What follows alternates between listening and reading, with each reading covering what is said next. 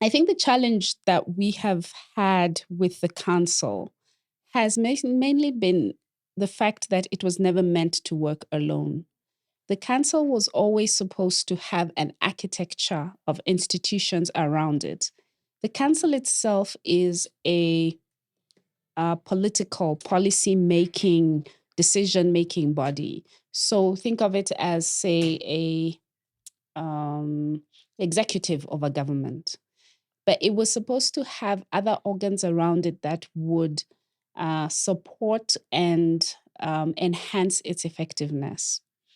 So, for example, it should have had or rather, it does have, though ineffectually so, a preventative diplomacy wing, which is the panel of the wise, which was supposed to help mitigate conflicts before they actually break out.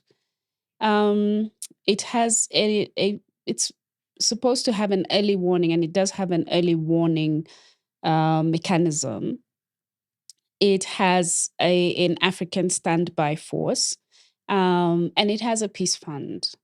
Now, while all these institutions exist, which is why I alternate between supposed to and is, um, while all these institutions are actually exist, um, they have been established and they are functional, we never see them come through in situations of conflict on the continent. Let's take a recent example of Sudan and Ethiopia. Yes, the council made decisions, but there was no money to implement those decisions. There was no standby force to maintain peace and security in those situations. The same if we look at Ethiopia, the same if we look at Sudan, the same if we look at Somalia.